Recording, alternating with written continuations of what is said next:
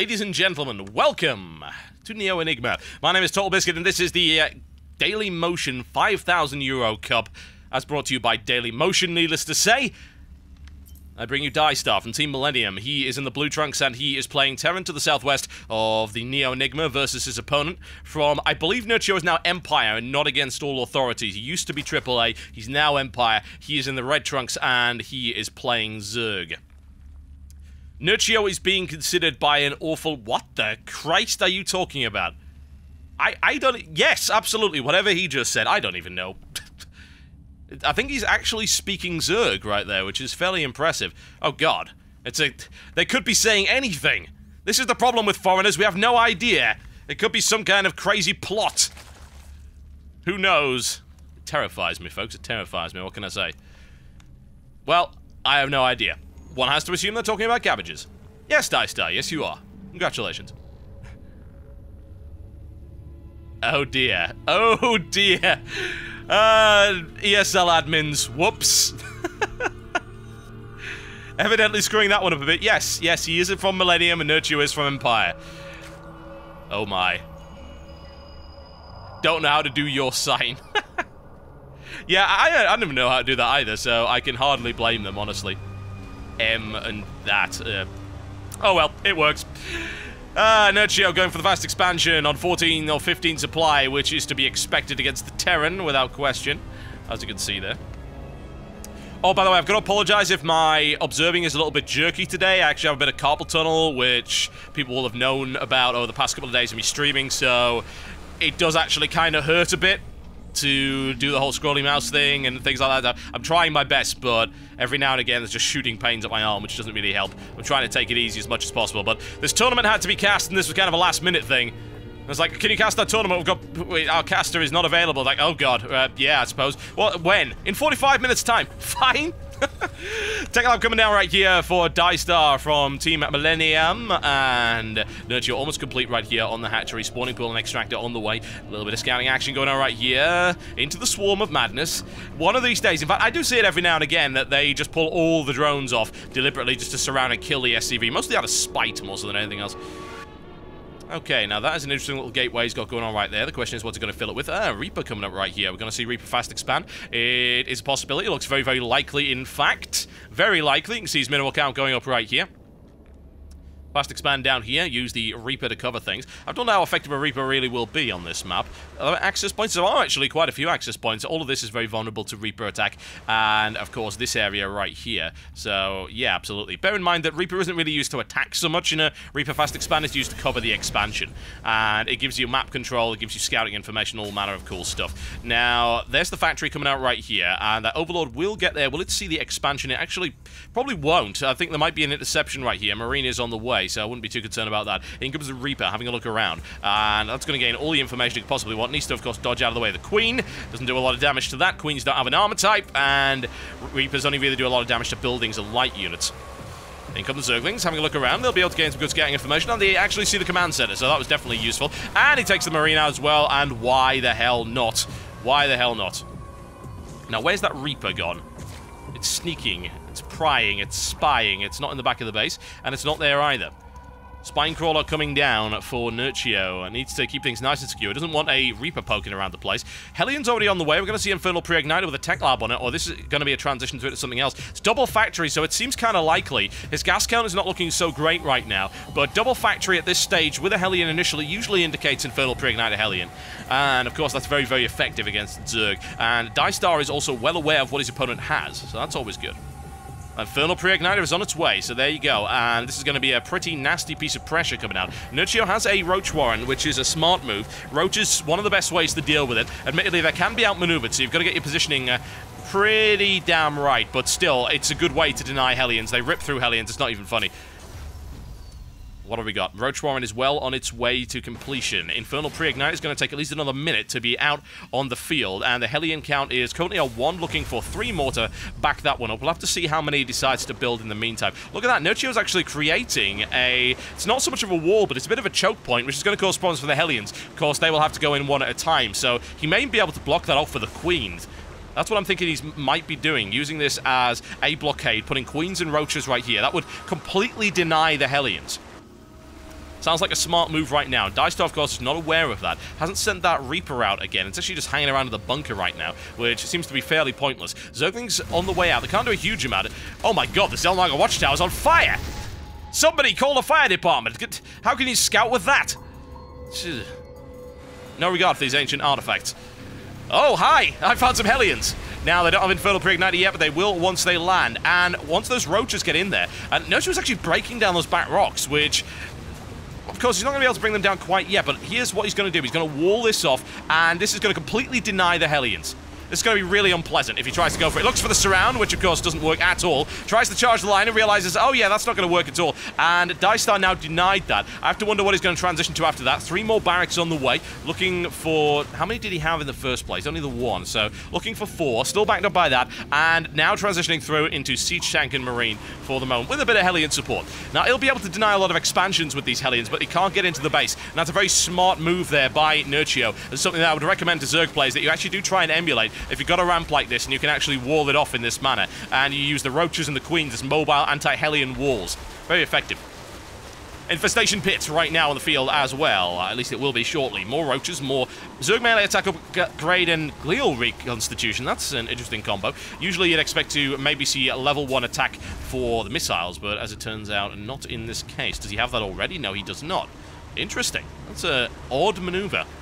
We'll find out what it's actually intended to do, and needless to say, those roaches aren't going to be able to catch up to those Helions just yet. They will get their speed upgrade in about 15 seconds time, give or take. So he might be able to catch the Helions out, but he's under no threat of that right now, so I'm not so concerned for Diestar's forces. Nerchio looking for the 3rd expansion right now. If we have a look at an economic comparison, what we can see is that Diestar is slightly ahead thanks to mule count, but the worker count is 56 to 42 in favor of Nerchio. Looking pretty good right now. The thing is, Diestar's got this really nice setup, which is going to be very difficult to break, even if we get a lot of roaches going for it, which is what you're looking for right there. A little bit of barbecue action going on. He scouts that, and he sees exactly what's going on. He knows kind of force he's up against, and right now Diestar's actually showing no signs of aggression.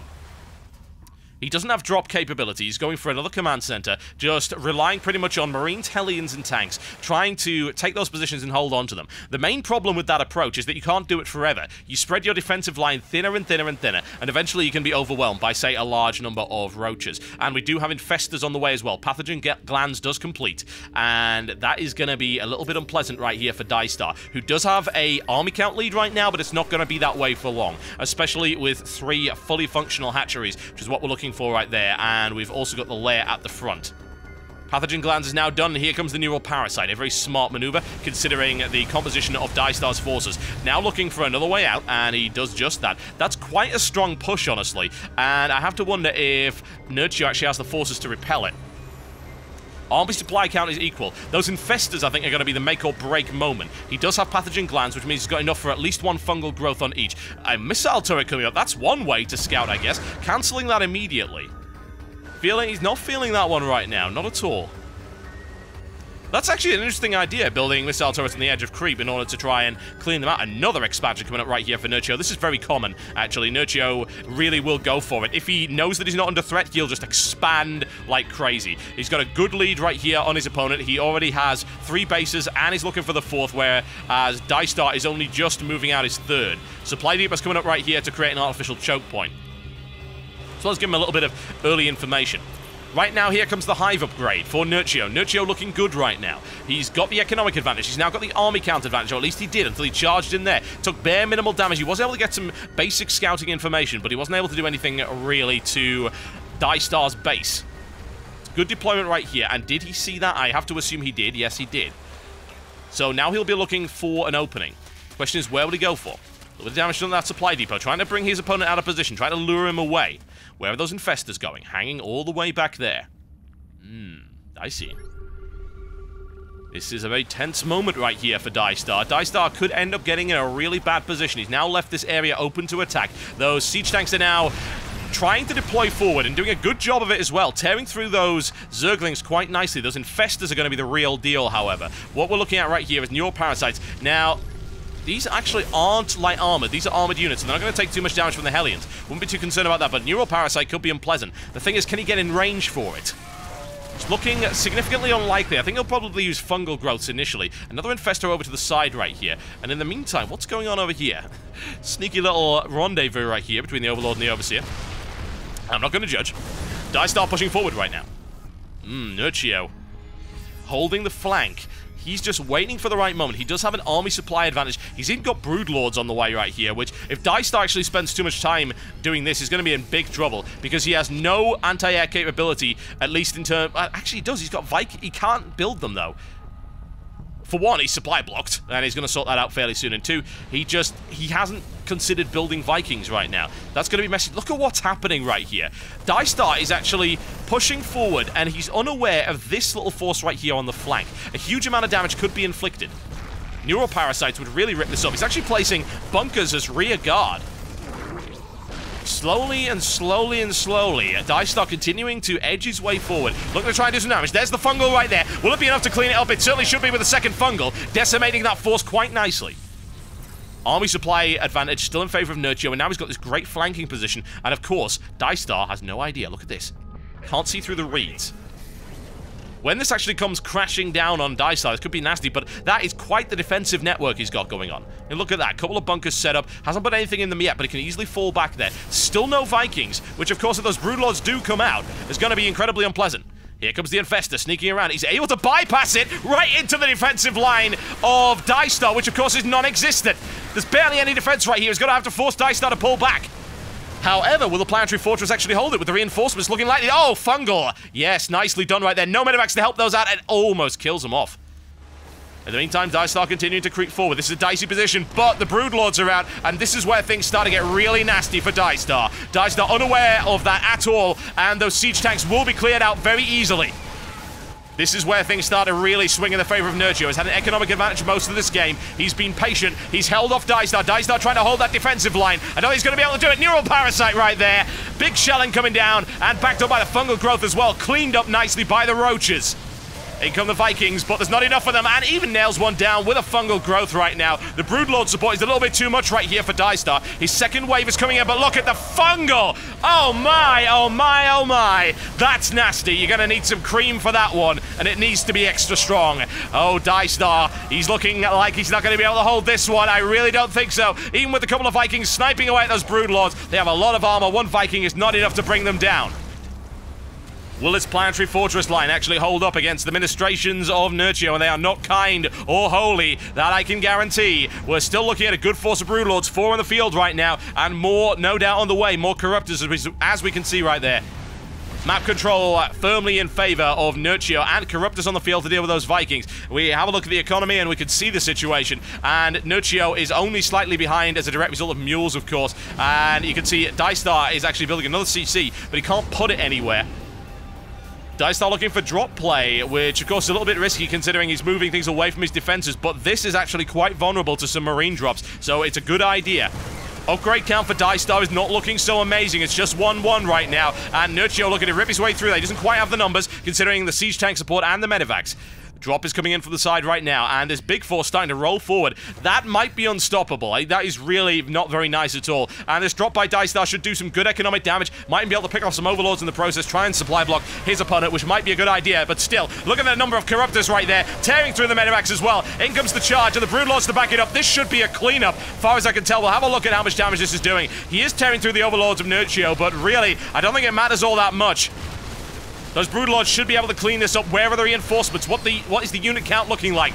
33 Marines and 4 siege tanks right now. Still trying to bring that Planetary Fortress down. It holds. Unbelievably, he continues to hold. And the amount of damage those Marines actually did to the Overlord count of Nerchio was quite significant, but he had a huge, and I do mean a huge number still remaining. In the meantime, he looks to try and deny this expansion and does so successfully. Broodlord fire coming in at Planetary Fortress, trying to hold it up, and loads of repairs coming in right now, but it's slowly but surely being brought down. Vikings coming in, but there's plenty of Corruptors to deal with that. I'm not too worried about that at all for him. Broodlord count is looking really nice right now. 8 coming in, and that Planetary Fortress almost on red health.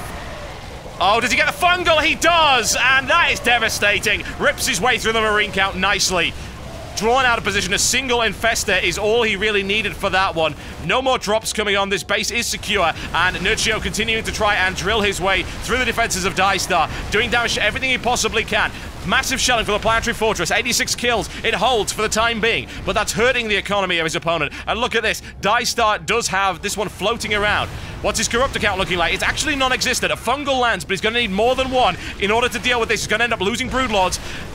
Diestar actually pushing this away, but still army count is really in favor of Nerchio. This is a losing battle that Diestar's actually trying to at least take part in right now. And I do admire him for that, but there's just so many Broodlords, and here come the Infestors as well. Oh, that's a fungal in the middle of the SCV line. GG! Ladies and gentlemen, there you go. And the first game in the series ends up going to Nerchio after a long and drawn-out battle right here on the Neo Enigma map.